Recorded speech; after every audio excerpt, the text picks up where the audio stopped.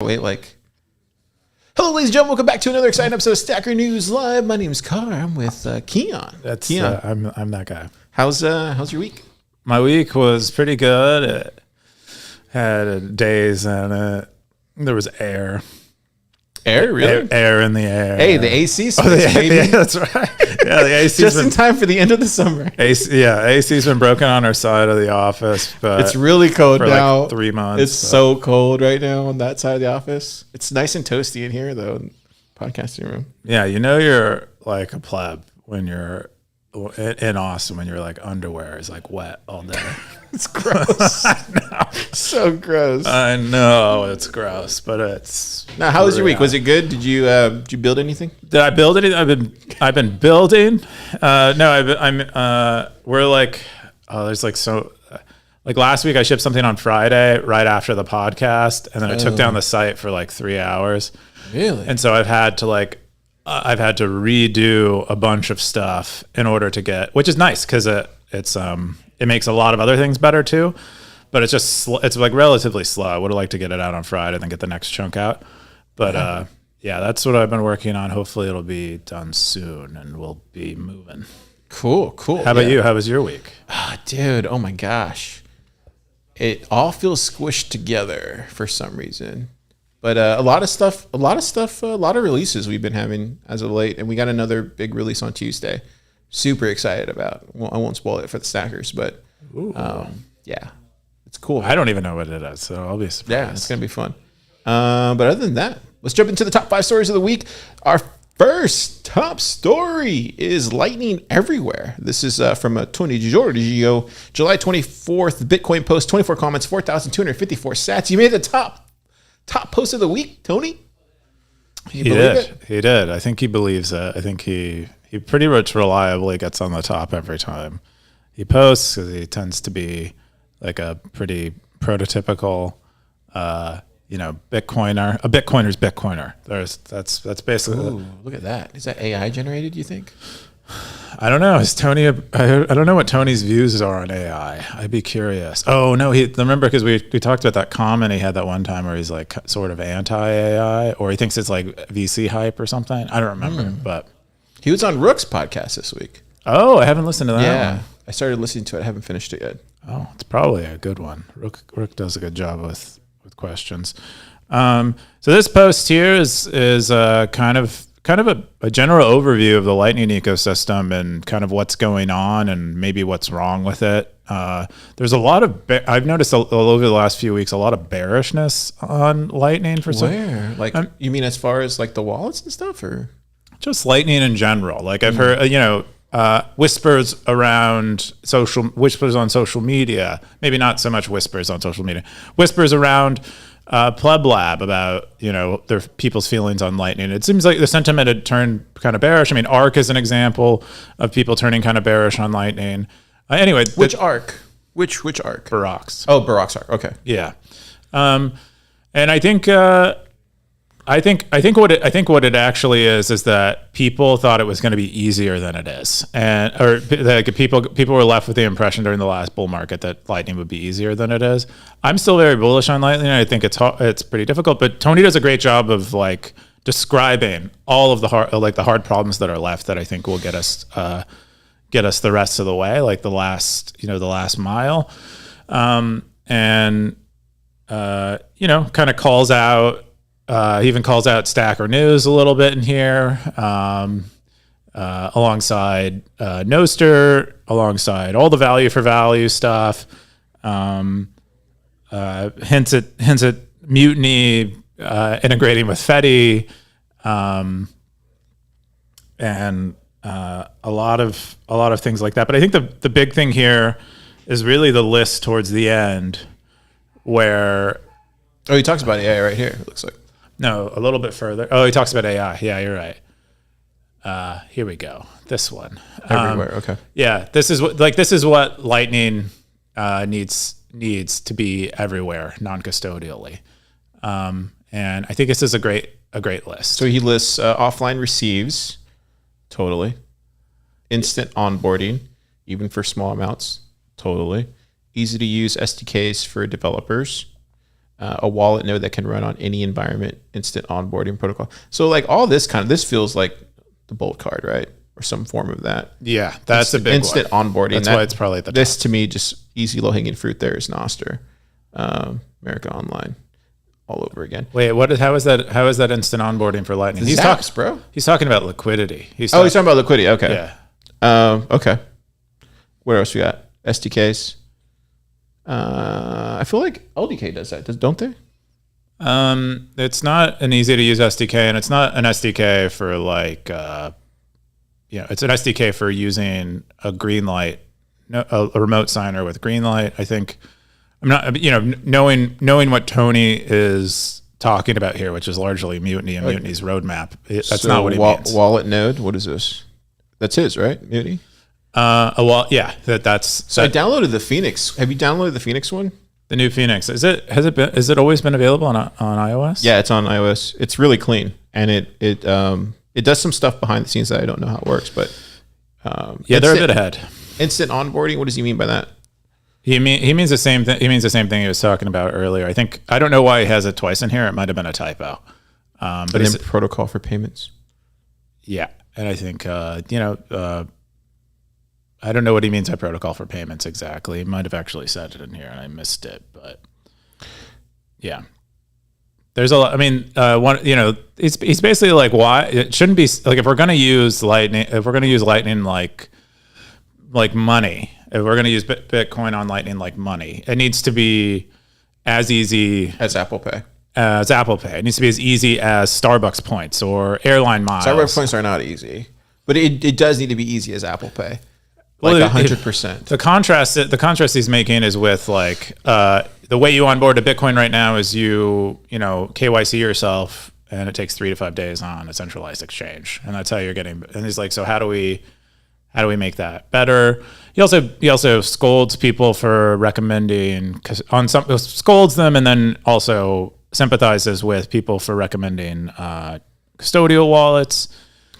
Yeah, you got to start somewhere. That's what it is. I mean, yeah. Yeah. So we got Public NME. He said, wicked article, but I think I'm missing some base layer knowledge that I'd appreciate if someone could explain. Honestly, when I think about it, I'm not entirely certain how Lightning gets validated. The article mentions offline payments, but BTC requires a consensus of nodes to agree that the ledger is correct, right? But if you basically some simple questions, Space Holler jumps in. He goes, constructing and signing a transaction is not the same as broadcasting it. For the former, you don't need to be connected to the Bitcoin network. Lightning takes advantage of that in the form of so-called commitment transactions. I think it's just basic Lightning knowledge that just needs to get out there, dude. That's kind of what I think. It's more of the education part. I always talk about it, but I think it's just more of that. I mean, look at this. These are just like regular plebs trying to figure out like how this works. Yeah, but tell me I'm wrong. Yeah, well, I think you might. I'm not exactly sure what you're saying, so I don't want to say whether you're right or wrong. But you don't know how Visa works internally, and so you're still using Visa. So I actually don't think people need to know how it works. I think people at this stage do, because it is still complicated and things can go wrong, and we need to understand. Specifically on Stacker News, people are interested in like, how the heck would async payments actually work? Because it doesn't make sense given that they might understand Bitcoin but not Lightning. And understanding how that might work in the future does require you understanding. Do you think it's because there's only so few people? I know that maybe it was a Rook podcast. I heard it, that he was talking about how there was no one working on the privacy side of Lightning, so he took it upon himself and the team there at Muni to go after that. Do you think it's because of the lack of I don't know the right word for this, but sophisticated Lightning developers out there that aren't that? I mean, I think there's certainly probably, we could always use more developers than anything. I mean, it's, Ballmer, I agree with Ballmer on that.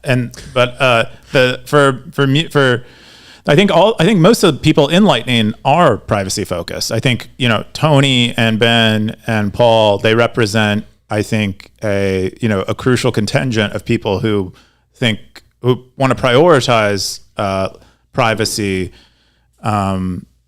almost above all else, and hope to make no trade-offs, but they think that is a critical piece of the technology of the way the technology moves forward. And I think they are perhaps singular in that respect. But I think the Lightning Network itself was constructed to be pretty private.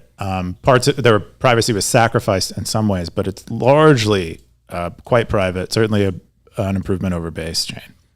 Either way, stackers, read the top post of the week is a really good one. And yeah, that was a good one. That was a good first topic of the week. I wish they were all like this, right? Every week. Yeah, I mean, as you said, we need more developers, and we need people who are willing to write more. I mean, I don't even like doing it that much, so I mean, yeah, bro. Next top story is 12-year-old and got my first Bitcoins. This is from Kerlandl, 32 comments, 3,873 sats, July 27th Bitcoin post. Freebie post too. Yeah, I mean, maybe this is real. I don't know. It's hard to tell on the internet. This could be like a 50-year-old man in New Jersey. I was trying to get. What is this? Trying to get a few extra stats. Weird title. Oh, the title basically explains that it's a 12-year-old. He said, or a dad. I think it's a she. Might be a boy. I don't know. For some reason, I thought it was a she. A 12-year-old that got $100 from her dad in Bitcoin, or their dad in Bitcoin, and now they are on Stacker News trying to, and they're asking, why should I like this thing? And the stackers chime in and try to give them explain it like you're 12 pitch for Bitcoin. So this is what this whole conversation is about. Pretty much. That's like what goes in there. And some people, facetiously, I mean, Bitcoin Manual's like, it's a marshmallow test. I don't think a 12-year-old probably doesn't know. I'm going to say this. I don't think this post is real. Really? I don't even know. It's real. Like, as a 12-year-old, I was probably the biggest poop head in the world. Like, do you remember yourself being on message boards at 12 though? Because like, how does a 12-year-old even find out about Stacker.news? Oh, I mean, they said their dad. Oh, their dad? Their dad told them. And so if they have a good dad, this makes a lot of sense. I don't know what that's. Whoa, so we're going there. Get a better dad. Well, no, if you have a good dad, this makes a lot of sense. I don't know what that's. I mean, I as a 12-year-old, because I said I was not in a good place. I wouldn't have done this. I probably would have spent that Bitcoin on a pair of Jordans or something. Like, I was, not thinking straight, really. But yeah, good post. I don't know if it's real, but yeah, good post nonetheless. Yeah, it's fun. I guess if it is real and you're listening, whoever this person is, send us a zap. Prove it somehow. Yeah. I don't know how you don't prove it. Just prove it. Next top story is Lightning scaling Bitcoin in a way nobody predicted. This is a July 23rd Bitcoin post from Nikose. 10 comments, 3,623 sats. What is this? Yeah, so this is kind of similar. This is kind of nicely paired with Tony's post. And it talks about how Lightning is maybe less of a user in technology and more of like a substrate technology. And I think Tony would probably agree this is where Lightning is right now. Is like, it is this thing that's just kind of connecting things, rather than being something that we're all using on a daily basis for purchases. But Tony's post is like, well, this is how we get from what Bitfinex is saying in their blog post to where we want to be with it, or where we always imagined. But the post is largely about how Lightning is appearing to be used for faster settling Bitcoin payments in a variety of other, Bitcoin related projects like Liquid and Fediment, and how that looks like it. They're speculating a bit, like that might be the way. Because as far as I know, it's not really even used much for that kind of stuff yet. Yeah, but it's easier to imagine that in its current state. Yeah, then we have Not Guild at the top comment. He said, at some point we have rather free banking theory implemented in the wild than peer-to-peer scaling solution. However, the barrier is almost non-existent with all non-custodial options around. TLDR, it has almost nothing to do with Lightning. I don't understand that one. Yeah. What is the free? I think the free banking theory is like no Federal Reserve, maybe. I don't know. Not Geld is, I believe Geld is a word. It might be, it's a German word. I'm afraid to click this link, but let me see. And porn. No, it's a swan. War and Lightning Network. What is this? Oh, I don't know. Oh, that's right. Yeah. So one of the things they talked about, I think, in the beginning of that Bitfinex article was Simple Bitcoin Wallet. Announcing that it was removing its Lightning support. And so this is kind of more kind of what is informing my point of view, that people have grown bearish on Lightning. Well, I don't know. I don't know.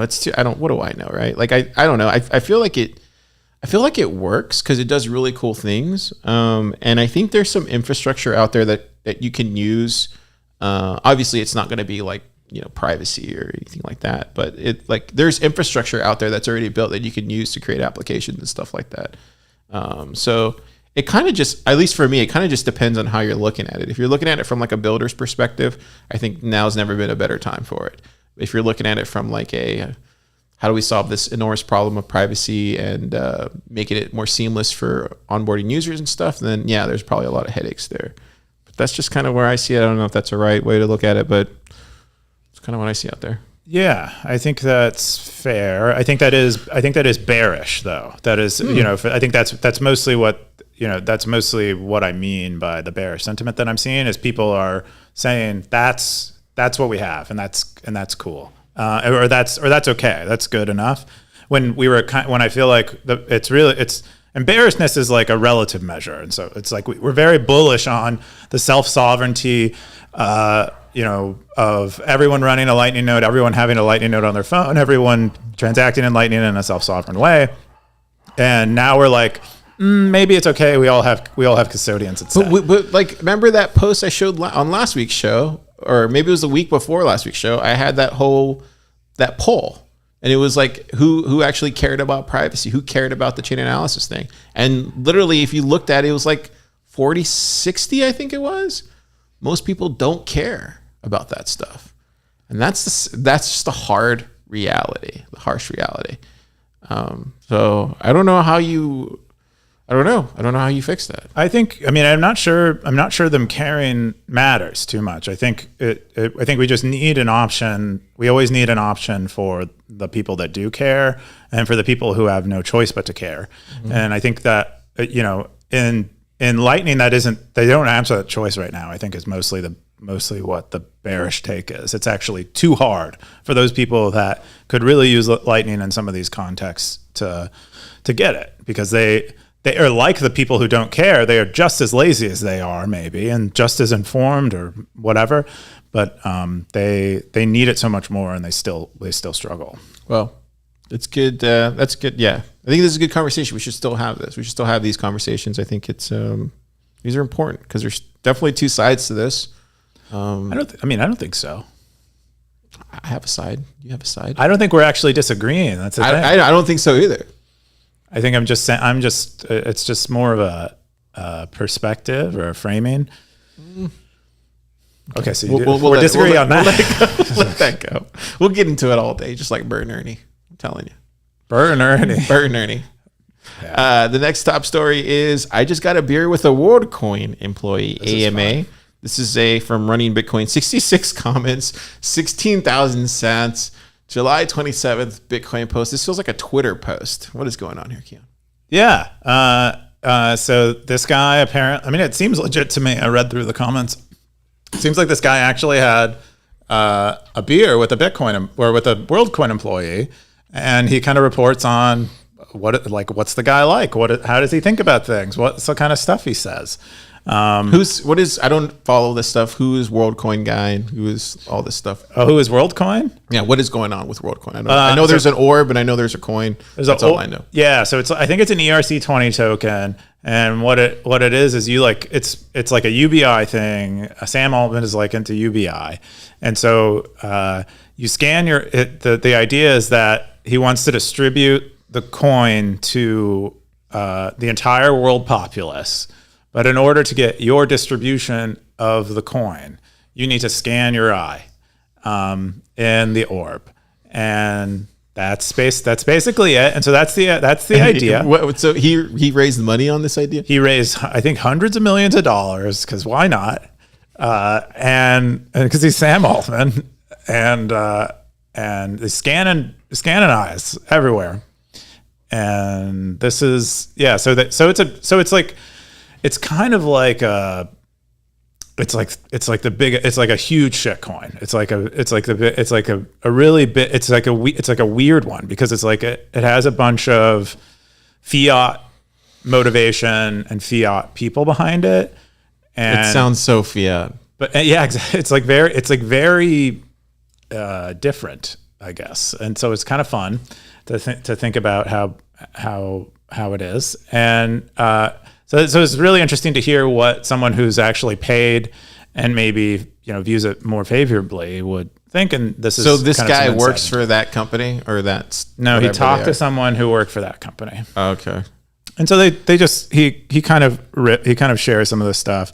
Like the top one, I think this was like the first. Which one? The first one? The first thing that he shared was, I'd like to see if you'd meet up at ETH Buenos Aires so we can talk about a partnership between WorldCoin and Bitcoin. And so the guy who is selling WorldCoin is under the illusion that Bitcoin has a CEO. That Bitcoin has any organization at all to where this guy is talking to at a bar would be able to. Do you think this crashes before the next bull run, or you think this continues through the next bull run? This WorldCoin.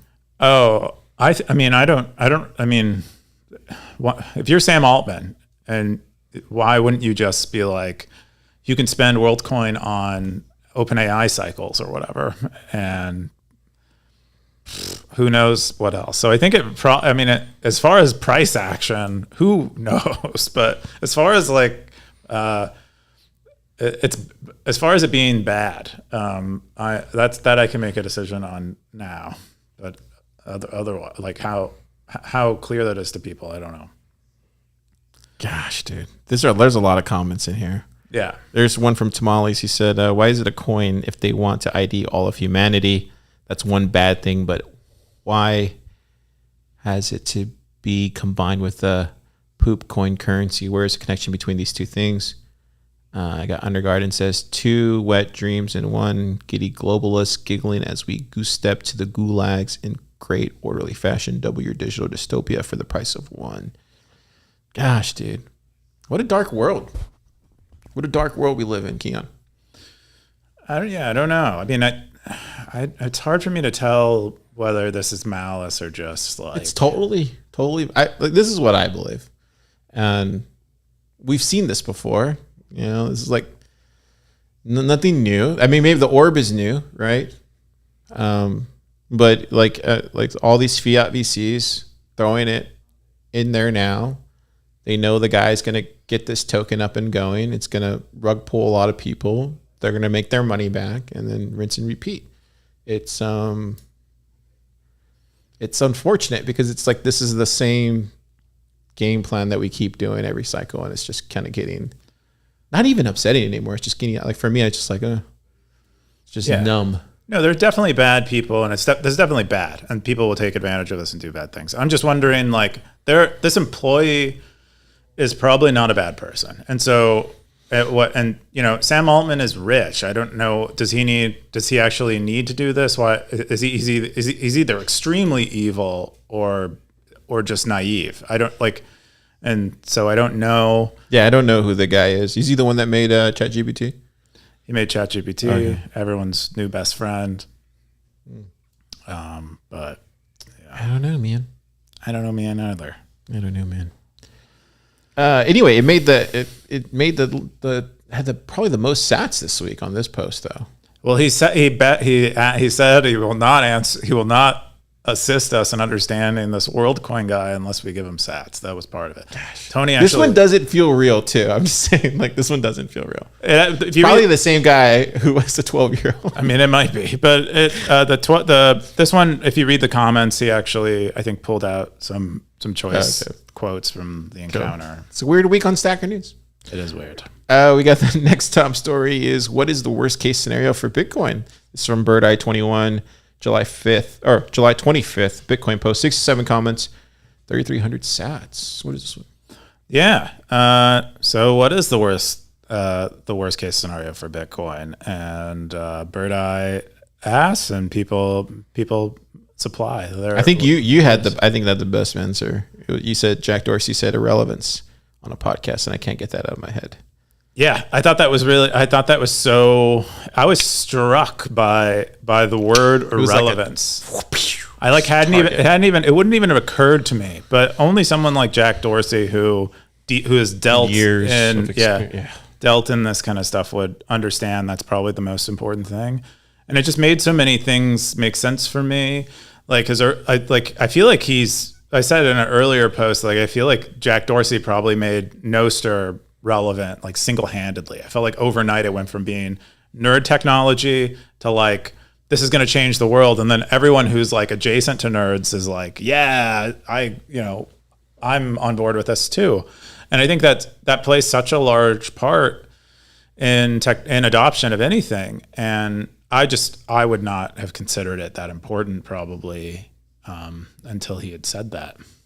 Yeah, I think Bitcoin and soon Lightning. I think those already feel like at least culturally relevant out there. You can literally tell anybody that you work in the Bitcoin space or work in the Lightning space, and they kind of have an understanding. Maybe not Lightning so much, but at least know Bitcoin. So I would say like at least Bitcoin's out there as being culturally relevant. But what's the worst case scenario for Bitcoin? Gosh, do I want to say the orb? Just kidding.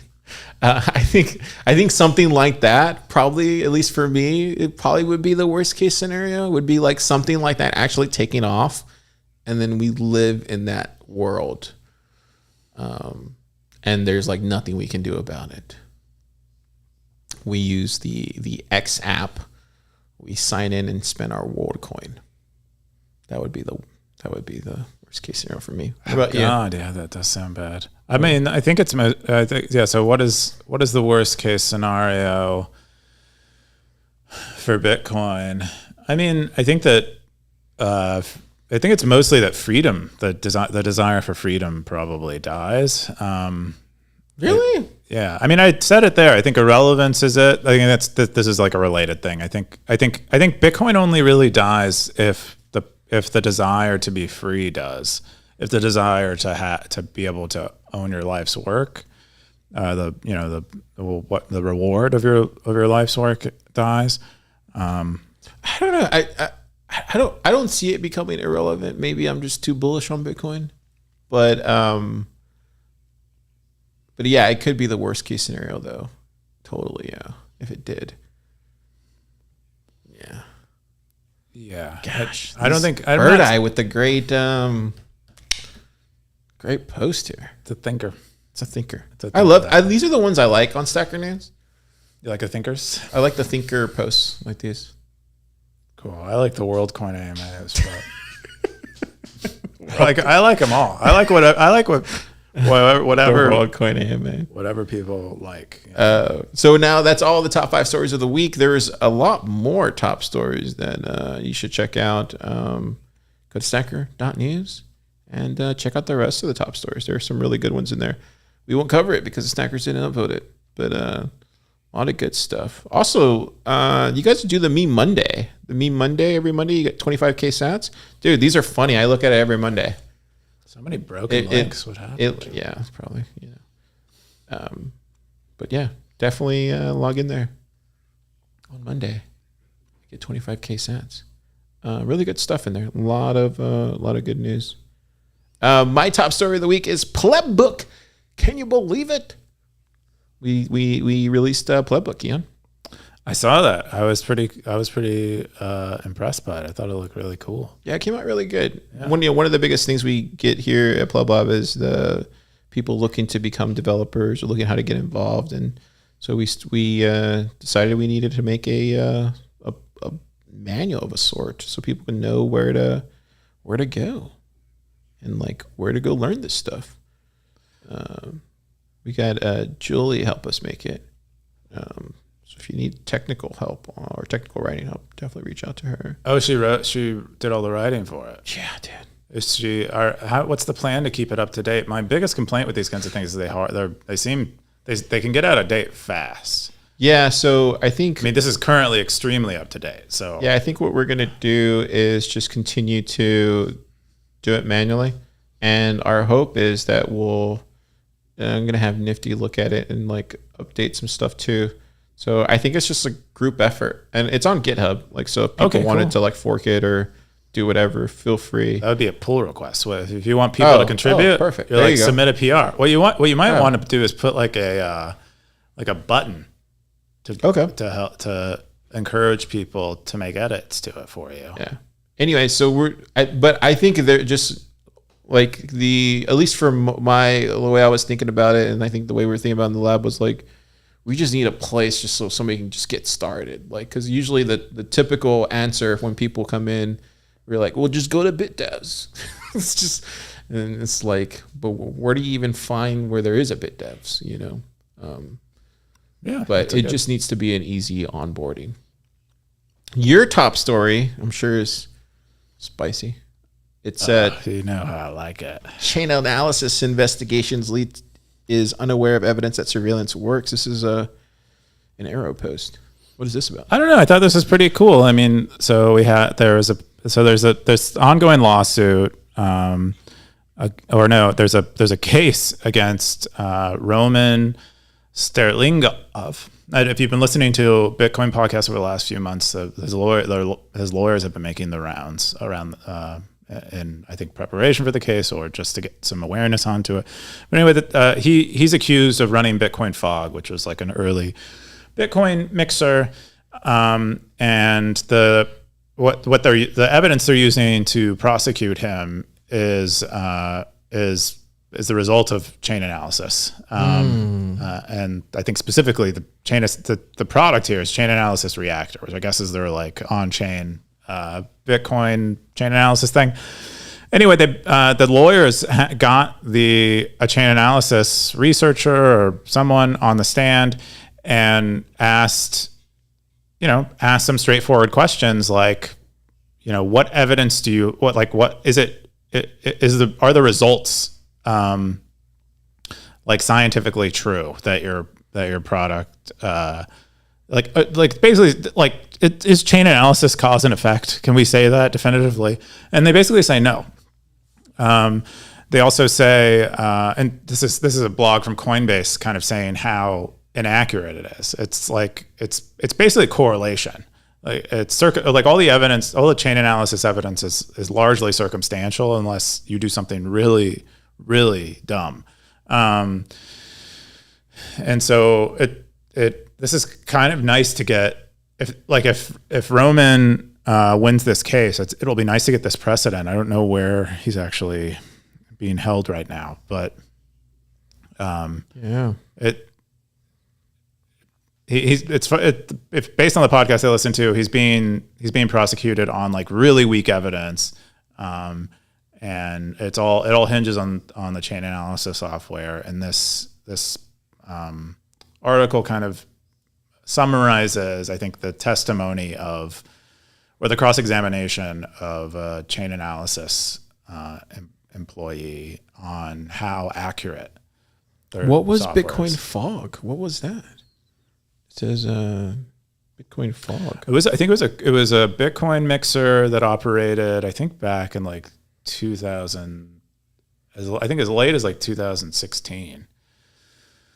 Is my Oh wow! So you got arrested and charged with operating notorious darknet cryptocurrency mixer. 335 million in cryptocurrency since 2021 or 2011. Yeah, I don't know much about it, but I believe it was a centralized mixer. What do you think? There's an amount like once you get past a certain threshold, that's when they come. And that probably helps, right? Yeah, like it makes it worth them to chase after you. Keep it smaller. Maybe it's how humans work. It's like you don't go, until you're like your back pain is bad enough. You don't go to the a chiropractor or whatever. Like you wait until it gets to the point where it becomes a thing. Yeah. So it says according to court documents, Roman Sterlingov, 32 operated Bitcoin Fog since 2011. Bitcoin Fog was the longest running cryptocurrency mixer, gaining notoriety as a go-to money laundering service for criminals seeking. I love how they just like throw that stuff, like they just blanket put that in there, like, and the judges and the prosecution is going to read this, and so they're going to take that as fact, right? Like, well, they're trained to not, but yes, it has an influence. It's coming from the justice. Like, of course, well, the Justice Department, they're on that side of the case, so they're going to say things like this. Yeah, so they know they're biased. They know, like they literally gaining notoriety as a go-to money launders for criminal. Like literally, that is all they need to prosecute. The amount. Well, not convict. I mean, if you have a good judge, you have a good team, yeah. And then seeking to hide their illicit proceeds from law enforcement. Over the course of its decade-long operation, Bitcoin Fog moved over 1.2 million Bitcoin, valued at approximately 335 million at the time. The bulk of this cryptocurrency came from the dark net marketplaces, was tied to illegal narcotics. Can they really prove that? I mean, probably not. I think that's the whole case. I don't think they're going to be able to. Well, I think for one, I don't think the lawyers on Roman's side are going to be arguing that Bitcoin Fog was illegal, only mixing illegal transactions. They're mostly, I think the case hinges on, was Roman the operator? Is there anything pinning Roman to actually being the operator? And apparently there isn't. It's just some chain analysis that is apparently very fallible, very inaccurate in many cases. I don't know. I feel like the justice system, there's certain things that it does really, really well, right? And there's some cases where it can really shine through, and then there's some other ones that just completely it just fall flats on its face.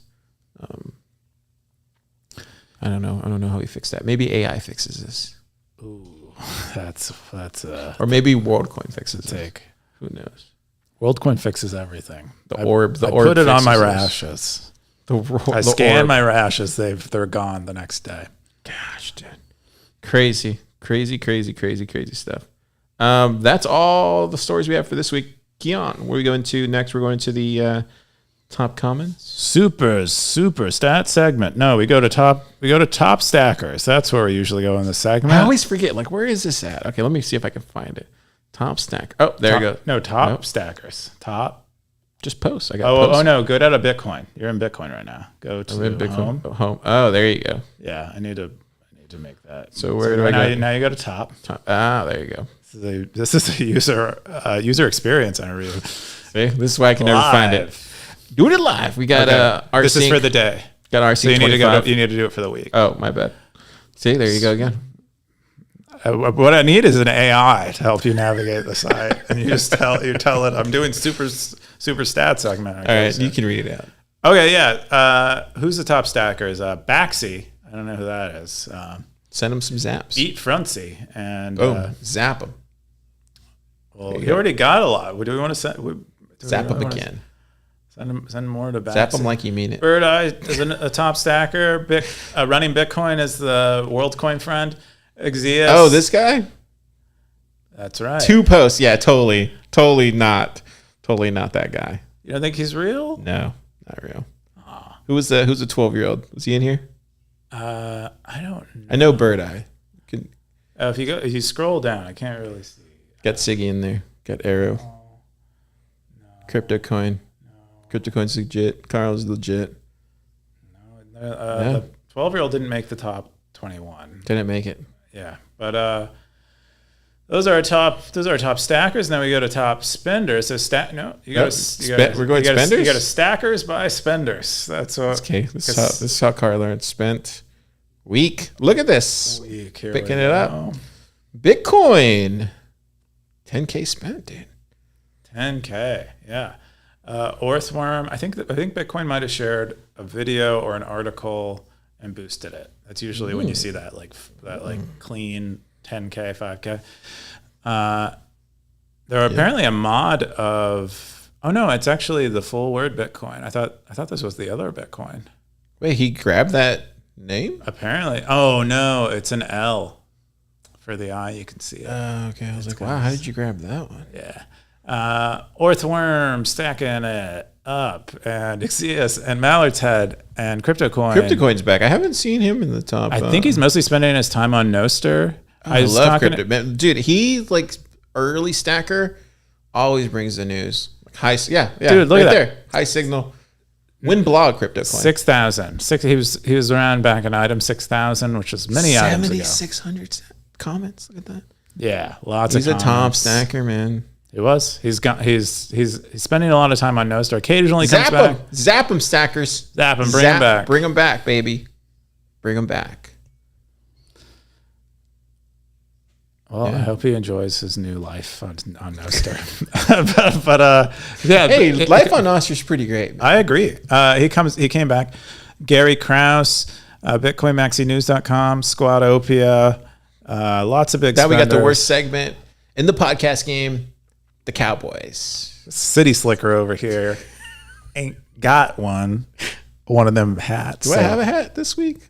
Oh yeah, look right there. Boom. Where are you? Right there at the top. At the top, I got the cowboy hat. Oh, you have the cowboy hat right now. I'll lose it tonight, I'm sure. I see. Wait, when do you update it? At midnight? Midnight Central Time, Texas time. I'm gonna lose it. Boy, howdy. Siggy47 has the longest streak. How long is his streak? Hover over his hat. Over his hat. There we go. Doc Siggy. 118 days. Look at that. Yeah.